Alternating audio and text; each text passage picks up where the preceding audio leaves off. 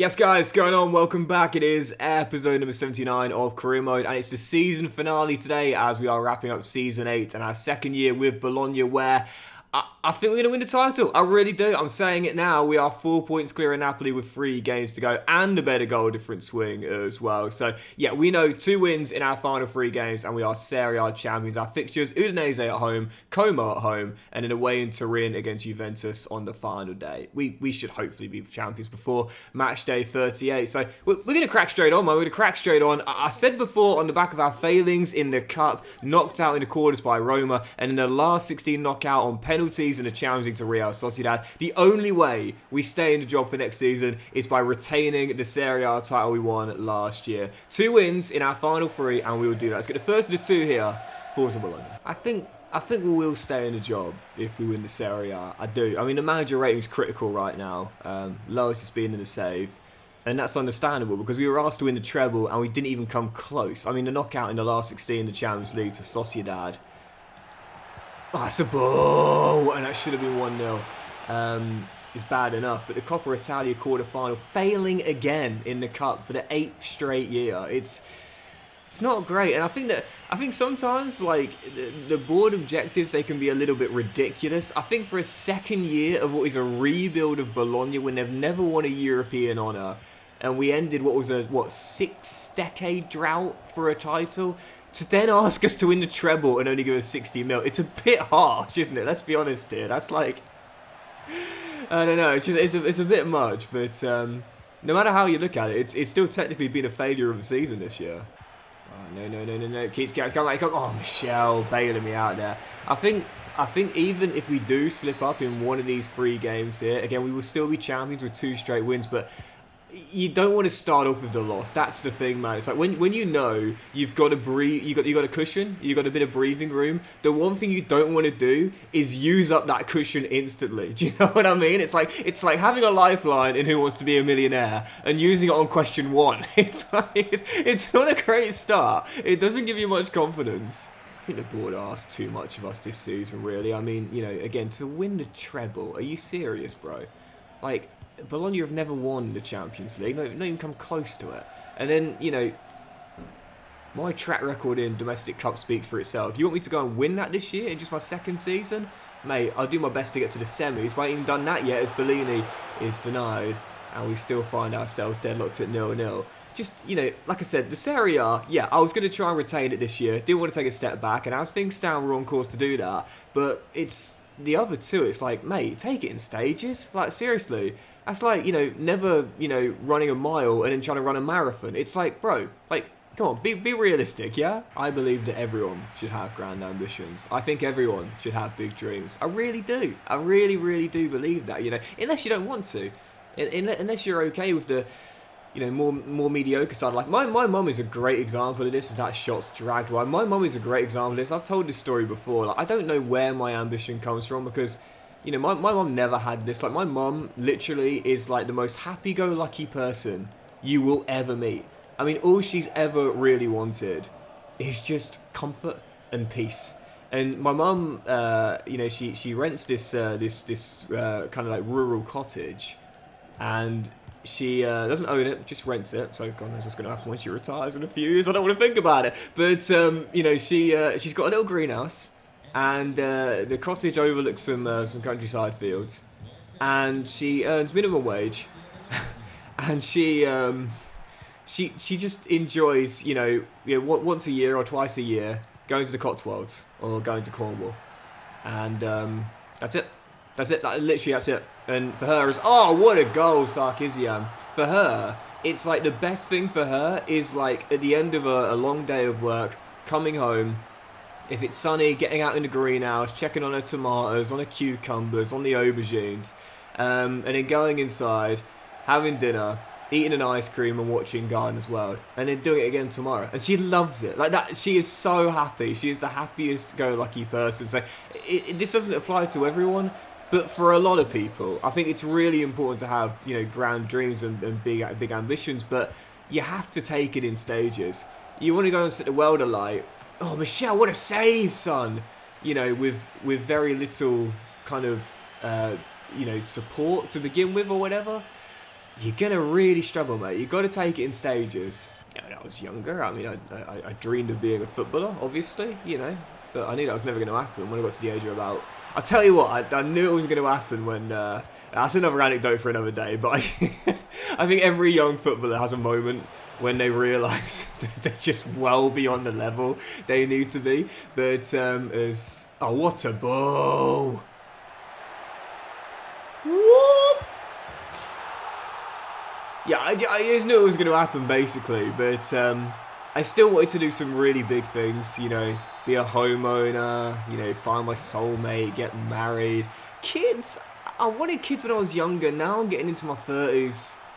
Time's running out. But I guess maybe not for a male. But yeah, I just never really, I don't know. Now I'm like, I think I might be okay if I don't have kids. In fact, probably the more I've looked into my family's history and medical history, probably a good idea I don't have kids, especially with the way the world's going right now.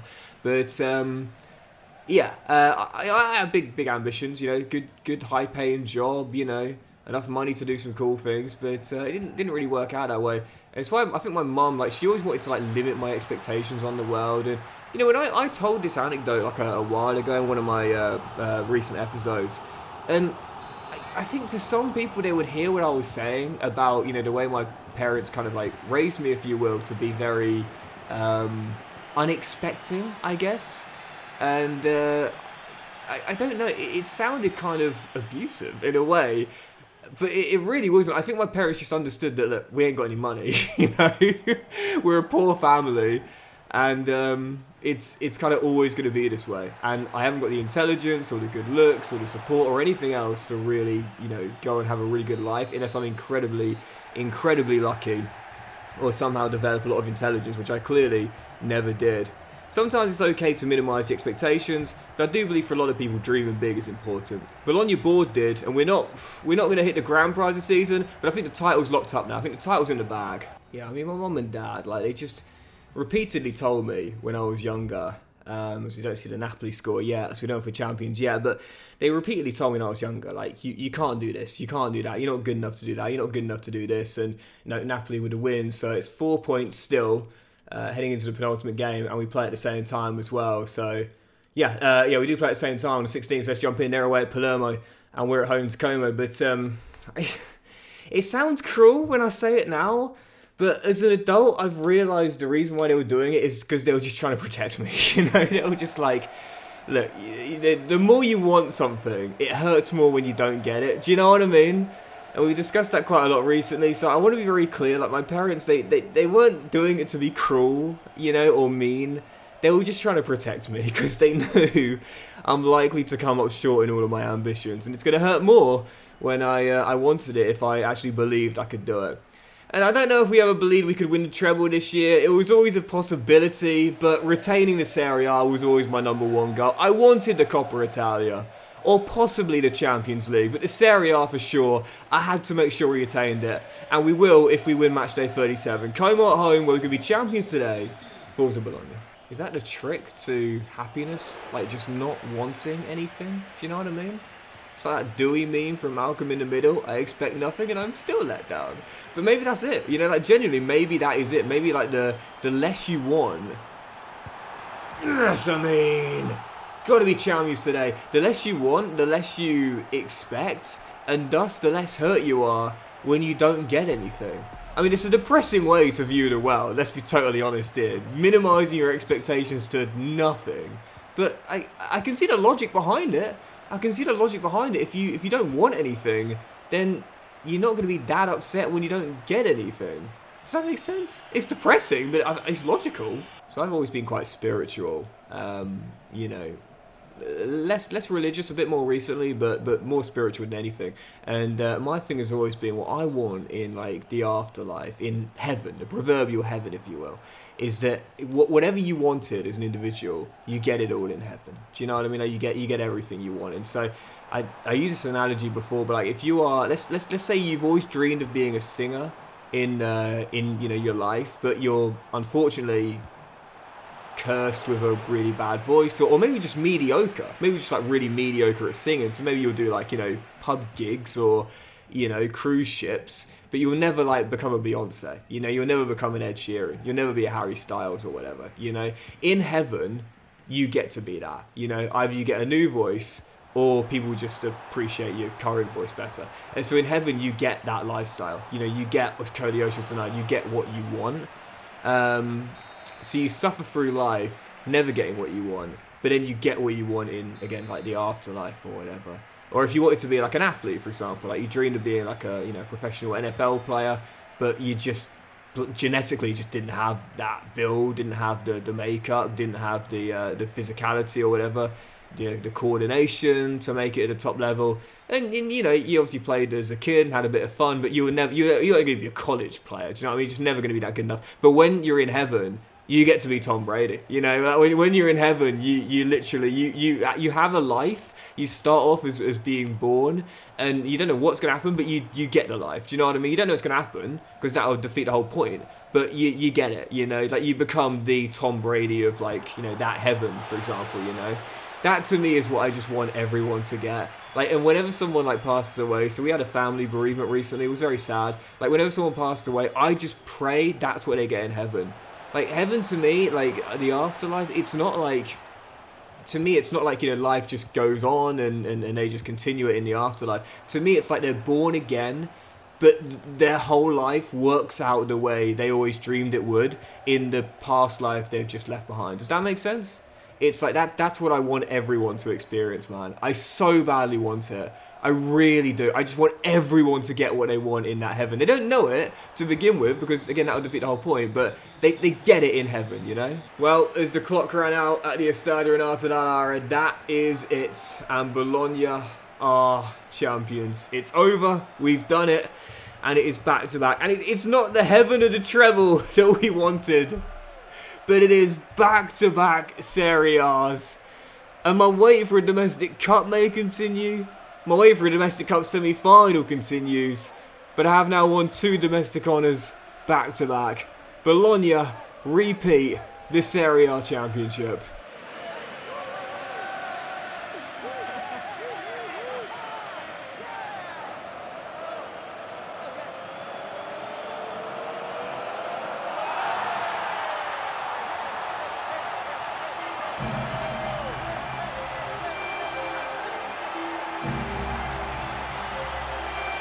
Well, we said it in the last episode, when we were knocked out of the Coppa Italia quarter-final to Roma, that hurt, and I knew that once again I'd failed to reach a semi-final. And then, soon afterwards, we were knocked out on penalties by Real Sociedad in the Champions League, suffering 2 major setbacks back-to-back. But we had a choice to make. We could either be broken by it, we could either be beaten by it, we could either be defeated by it and watch our season unravel and implode, or we could put it right straight away. And that's exactly what we did. 8 wins in 9 Serie A games. I still don't know how we lost to Torino. And in the end, the show of resilience on full display as Bologna refocused, recalibrated and retained the Serie A championship. We have done it once again, back-to-back league title winners. And I'll be honest here, I mean, when we had that 11-point gap at the top of the table and absolutely bottled it as Napoli drew 2-2 away against Palermo in the end. Honestly, we weren't 2 points behind Napoli. I was really fearing the worst. I was thinking, mate, it's over. I've absolutely blown it. Absolutely blown it. But thankfully, Napoli had a couple of slip-ups, and we just never did. Other than that, lost to Torino, which again, I still don't know how we did lose that game after dominating. We were almost perfect. Almost perfect. And in the end, it is back-to-back Serie A championship. So we'll play the final game of the season. It's away in Turin against Juventus. Nothing for either team to play for. They've locked up CL football, locked in 4th. We've locked up the championship, winning it back-to-back. The only thing to be decided upon is who will win the Golden Boot. We haven't... Oh, well, he's done it. He's done it. I was just going to say, Sissoko's got 30-32 and Alvarez is 27. Bar an amazing performance from Julian on the final day, he's done it. Never mind, we're going to play it anyway. Final game, Juve away. Forza Bologna. So, with this Serie A championship in the bag, I think I might take a few days off. I need a few days just to clear my head, so to speak. It's not already clear, Doxy boy, you stupid moron. But yeah, just to, I don't know, just take a breather, I guess, and hopefully come back when I'm feeling a bit better. I don't know if I'm any good to anyone, like when I'm as depressed as I am right now. Sarkisian fires just wide. But I hope so. I do. I've always hoped, if nothing else, like even when I'm not at my absolute peak and at my absolute best, I hope that just like showing up. Does it still matter? Like is it still good? Like for me, I get asked every now and then, like, you know, why I started YouTube and why I wanted to do YouTube and so on and so forth. And for me, when I was going through it, like as a really young kid, I mean, I've always been going through it. When I was really going through it as a young kid, and this is when YouTube was back in the foundations, I used to watch my favourite YouTubers, and there were a couple that always stood out to me, like the Rad Brad and Dunkus, but my favourite videos were the ones where it was like, you know, I've come home from school, it's 4 p.m, back then I wasn't vegetarian, so I'd have like a bacon sandwich, a cup of tea or whatever, and I'd just watch someone just like, you know, play a game and have a chat, you know, and suddenly for half an hour, you know, all the problems I was going through, all the issues I was dealing with, all the things that were really, you know, tough for me, it was like I could get lost in that person's videos and get lost in that person's voice and gameplay, you know, whatever they were talking about, you know, it was just nice to have something there, do you know what I mean? And I've always hoped that maybe I have done that for other people. That's always been my biggest hope, just showing up and being there and knowing that every day, you know, come 4 p.m. UK time or whatever, I'm here, man. Like, I'm here. If you're having a tough time right now, if you're really going through it, I just want you to know at that time, I'm going to be here for you.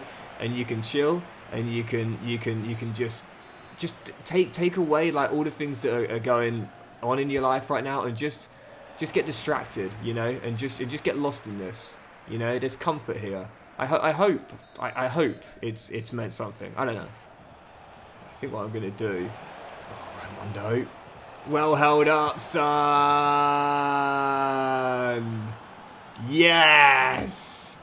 It ain't a goal, but it's an assist for Raimondo. I ain't letting him go, man. He's staying with me. He's staying with me. No Serie A goals all season long, but he's staying with me. Antonio.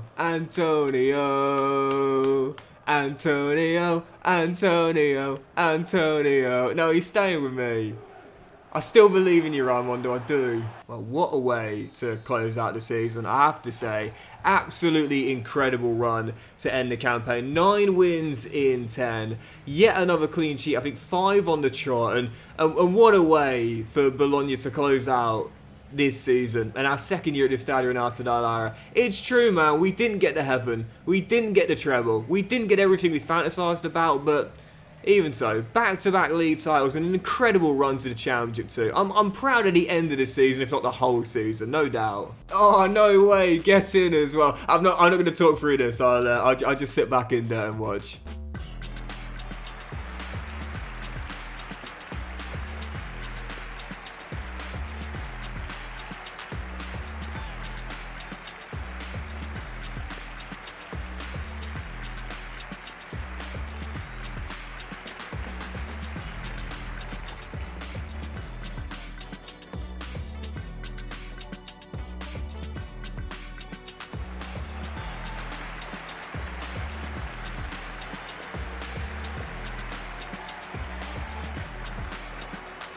Yep, as the season comes to its close, I will take one final look at the league table. As you'll see, winning the title by 6 points, clearing Napoli in the end. It wasn't a record-breaking season. It possibly could have been midway through the campaign. It wasn't an undefeated season either, but it is back-to-back Serie A championships, and what a way to begin our tenure at the Stadio Renato Dall'Ara, with Napoli, Milan and Juve joining us in the Champions League next year. Lazio finished 6th, Inter finished 5th, should have said that first. Roma 7th, and the top 10 completed by Fiorentina, Udinese and Monza. Bottom 3 this season, Como, Palermo and Brescia, the same 3 that went up last year. And you just saw him win the player of the season, and it's because of his sensational year that also saw him win the Golden Boot as well. Amin Sissoko, first player in the save to win a Golden Boot for us in his second year at the Stadio Renato Dall'Ara.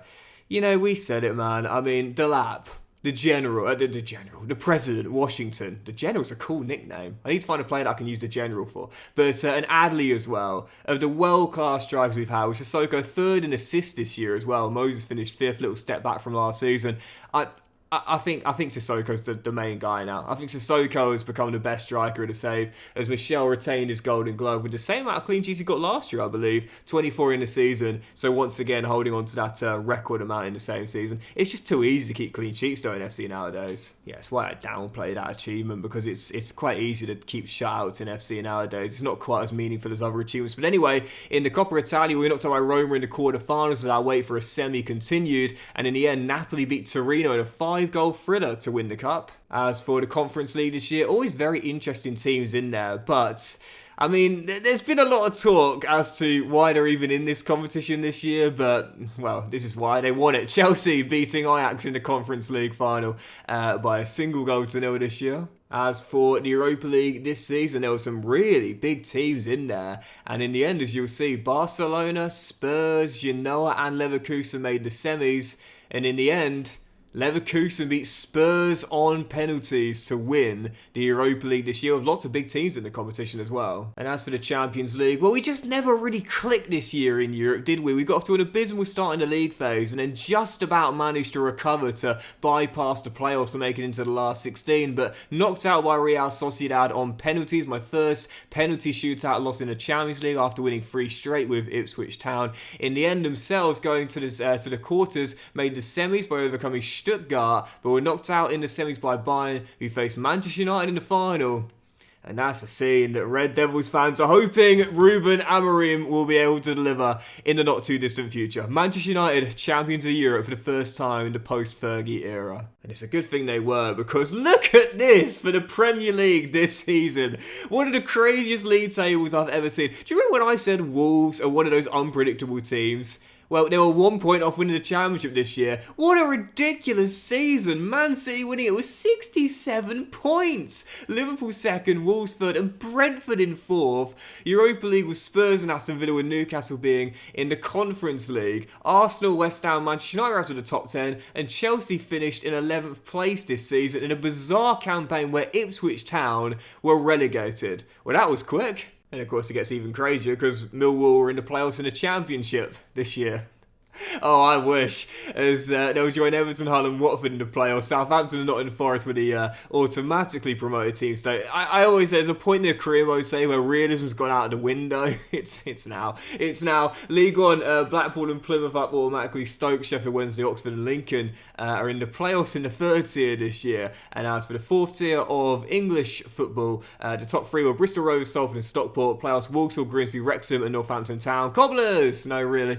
Never gets old. And the team bottom of the EFL this year, AFC Wimbledon. No shocks in Ligue 1. No, Paris Saint-Germain on top once again, 7 clear of Stade Rennais to win the French top tier this season. Bayern Munich, champions of Germany, 5 clear of Dortmund, Wolfsburg in 3rd and Leipzig in 4th in the German top tier this year. Oh, and as for the Serie B, forgot this, Parma and Sassuolo are going to the Serie A. Get in, Parma! Love Parma, man. And the playoffs are Hellas Verona, Lecce, Cremonese, Modena, Suditrol, Empoli and Pisa, I believe. Am I right? I think it's Serie B where there's loads and loads of teams in the playoffs, I think. But I think that's right. But yeah, top 2, Sassuolo and Parma. Great to see Parma back in the top tier. Ajax finally won their first Eredivisie of the save. Took them 8 years, but they got there in the end, pipping PSV on goal difference with Herenveen in 3rd place. Very interesting indeed in the Dutch top tier this season. And as for the Liga Portugal, Porto, top of the table, 3 clear of Benfica, Sporting in 3rd and Braga in 4th in this year's Portuguese top tier. And as for the Scottish Premiership, at the end of the 1st phase, it was Celtic, 6 clear of Rangers, only 1 loss all season long. So as we say, you've got to assume they ended up winning the whole thing. And as usual, we'll end with the final 3, starting with La Liga, where Real Madrid won the title, Barca in 2nd and Sociedad in 3rd. Atletico Madrid have had a big fall off though. Once again, they're finishing outside of Champions League place and didn't even finish top 10. How about that? With an 11th place finish there at the Metropolitano. And as for the final 2, where we do the Turkish Super League, where Fenerbahce are turning into a dynasty. They've won, I think, 5 straight now in this save. 1 clear of Besiktas to win the Turkish Super League. Oh, Mourinho is absolutely cooking right now in the Turkish Super League. And as for the MLS this season, it's Montreal, the Canadian side, 7 clear of Inter Miami. Though, of course, at this stage, Lionel Messi has retired as we wrap up the league tables in America. And so the final thing we'll do to end the season finale is take one last look at the Bologna team with the squad, team management and squad hub as well. Honestly, I don't know if we'll be here next season. I think we will. I don't think the board are going to sack me. I mean, I often say that if you achieve your league objective, if you achieve or exceed it, then 9 times out of 10, you're fine. That is the most important objective of them all. And I know you might think, well, hang on a second, it may not be critical, it may only be a low objective compared to youth development or whatever, but the truth is, if you hit your league objective 9 times out of 10, you're fine. We failed every objective this season apart from winning the league title, and thus I think we'll be okay. The problem is that when you have a really low manager rating, you can't browse jobs and get a new job. You're not in demand because you're perceived to be performing poorly, even though you just won back-to-back league titles. I don't think that's poor performance in my opinion, but there you go. Bologna ball with high expectations. So really, I think we'll be okay. I can't go and look for another job elsewhere. The only way I could do that is if I was to get sacked. But as I often say, even though we've only hit one objective and failed every single other one, it is the most important. 9 times out of 10, you hit your league objective or you exceed it, and you will be kept in a job for the new year. I'll keep you posted heading into the new season, but yeah, I think we'll be staying at Bologna for the following year, the 9th for the save, and our 3rd at the Estadio Renato Lara. And we've got unfinished business. I didn't want to leave anyway because I want to win this team another honour. I want a three-peat. I want to win the Serie A 3 years in a row. I want a three-peat as the core is starting to hit their prime now with Michel having another phenomenal year between the sticks. And I want to win them a Coppa Italia or preferably a Champions League. Bologna have never won a European honour. I would love to be the guy that ends that way for a European major trophy in the cabinet. So that's my plan for next year. I wouldn't say this year was a failure. I wouldn't say it was a failure at all, personally. Repeating the Serie A, and we made it through the Champions League phase, and quarterfinals of the Cup isn't disastrous, but the best way of putting it is like, it could have been better. Like, let's just be totally honest.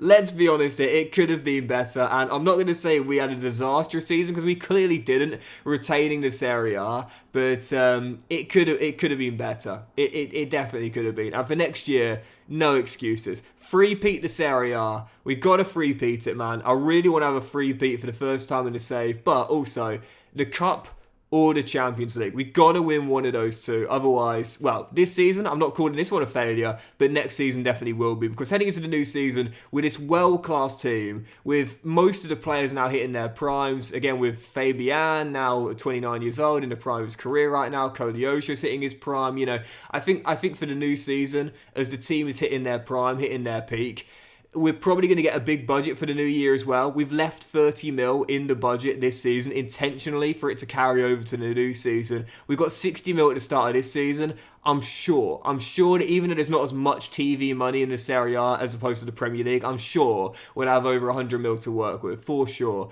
And no doubt about it, we'll look to make a really big signing to hopefully help us take the next step. What position that will be, I don't know. Kolyosha's been better this season on the right-hand side, but still could have been better. Maybe through the middle, look for a world-class box-to-box. We love Sissoko, we love Tigran, we love Tigran, we love Bellini, but maybe a world-class box-to-box. The only player for sure who isn't going to be replaced is Amin Sissoko. Player of the season, second year in a row. Player of the season, period, in the Serie A. And Golden Boot winner as well. He's staying with me. The question is, what superstar joins him? I guess we'll find out. But I'm going to take a break, guys. I'm going to take a few days off. I really need it. I want to say sorry for being a little bit negative really throughout the entire save, but especially in the recent weeks as well. I'm really going through some stuff in my personal life right now, and I just feel like I need a few days. So we'll be back very soon. But honestly, very close to crying. I'm going through some stuff, and I just don't think I'm doing very well for you guys at the moment. I'm trying really, really hard. I'm trying to be there every day and be consistent and do the best I can. But at the moment, things are very, very tough. And I think Doxy Boy just needs a few days. Just a few days. And we'll be back for Season 9 very, very soon. So much love, guys. And thank you for watching the 8 seasons of Career Mode so far. Thank you for watching our second season with Bologna as well. And we'll be back in the new one very, very soon. It won't be tomorrow. I do really, really apologise, guys. But I feel for my own mental health and for my safety, I think I just need a few days. So yeah, much love, guys. I really do appreciate you all, and we'll be back very soon for season 9. Much love, guys. I mean it from the bottom of my heart. Much love.